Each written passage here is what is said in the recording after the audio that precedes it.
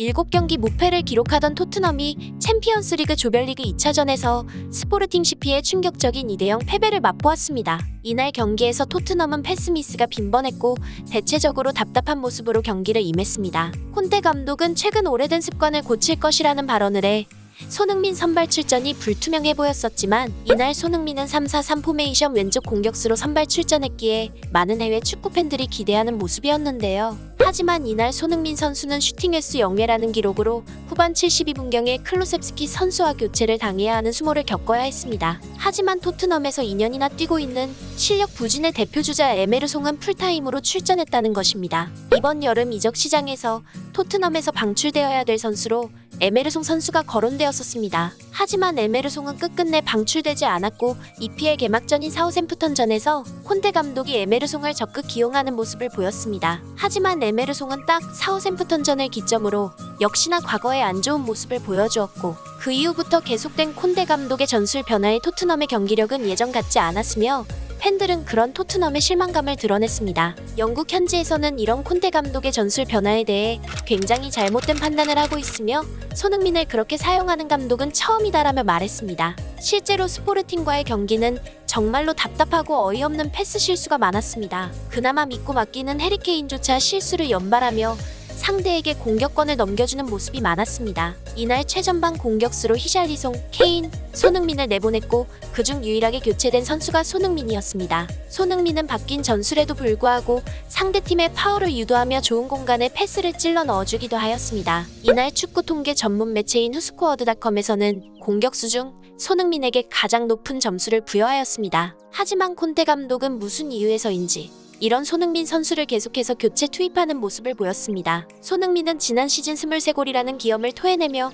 득점왕의 자리에 올랐을 때에도 항상 후반 시간만 되면 교체를 당했어야만 했습니다. 그런 손흥민 선수를 보고 콘테 감독은 미안하다는 감정을 표출하며 교체하려고 하니까 또 골을 넣니라며 머쓱한 표정을 보이기도 했습니다. 한국 팬들은 이런 손흥민 선수의 모습을 알기에 전설의 손낙골 타이밍이 온다며 기대하고 있었지만 콘테 감독은 계속해서 손흥민을 교체했습니다. 이렇게 손흥민이 계속해서 교체 투입되자 영국 현지 팬들과 영국 언론들 다수도 손흥민 교체 투입에 대해서 이런 반응을 보였습니다. 항상 토트넘은 손흥민을 교체 아웃시키기만 하면 그 경기의 흐름은 완전히 뒤바뀌게 된다. 손흥민이 경기장에 뛰고 있다는 것 자체만으로도 상대팀 수비수들은 긴장하고 실수를 범하기도 한다. 콘테 감독은 EPL 22-23 시즌을 맞이하면서 많은 선수들을 영입해 많은 전술을 시도하고 있지만 크게 착각하고 있는 점이 있다. 원래 토트넘의 모든 선수들은 수비에 가담하여 적극적으로 손흥민과 케인에게 패스를 해 손괴 조합으로 게임을 끝내는 것이었다. 하지만 이번 시즌 새로 영입된 페리시치와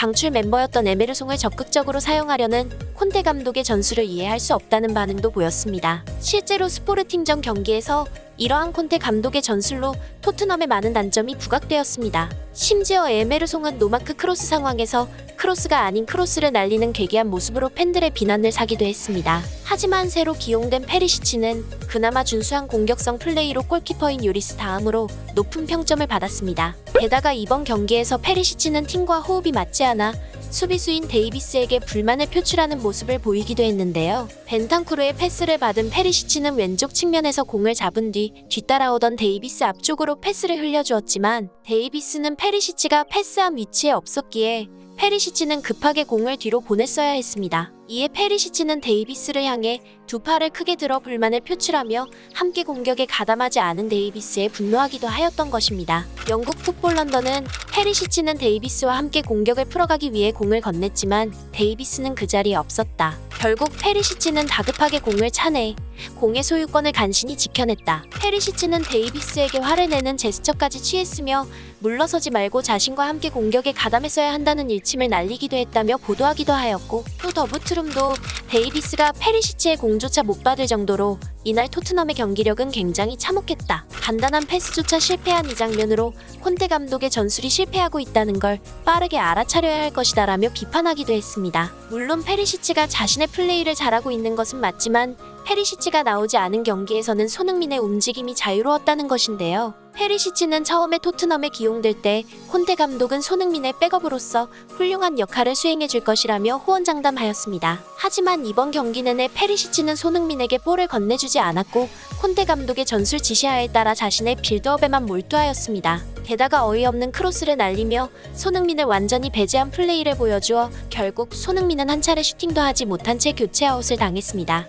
토트넘은 오래전부터 고질적인 문제로 약한 수비력이 항상 지적되어 왔습니다. 하지만 콘테 감독은 이번 여름 이적 시장을 통해 인터밀란 시절 자신의 애제자인 페리시치를 영입해 적극적으로 사용하겠다는 의지를 보였습니다. 이렇게 되자 영국 현지 팬들과 토트넘을 지지하는 커뮤니티에서는 이런 반응으로 댓글을 남기기도 하였습니다. 세계 최고의 양발 스트라이커인 손흥민을 그렇게 사용할 거면 차라리 손흥민을 레알 마드리드로 보내달라. 손흥민은 토트넘을 위해 재계약까지 불사하며 자신의 커리어의 모든 것을 토트넘에 쏟아부었다. 챔스 우승과 EPL 리그 우승에 눈이 먼 콘테 감독은 다시금 손흥민의 중요성을 깨닫고 수비수를 보강해야 한다. 이번 여름 이적 시장에서 괴물 센터백 김민재에게 적극적으로 구회의 영입을 시도했으면 이런 사달이 나진 않았을 것이다. 최근 독일의 바이에른 뮌헨이 케인의 형과 직접 만나 협상을 시도하였다고 하는데 차라리 소니와 케인이 같이 떠났으면 좋겠다라며 콘테 감독의 전술에 희생되고 있는 손흥민 선수를 옹호하는 댓글이 쇄도하기도 하였습니다. 최근 엘리자베스 여왕의 서거로 인해 맨시티전 경기가 미루어져서 많이 아쉬웠었지만 최근 토트넘의 실적으로 봐서는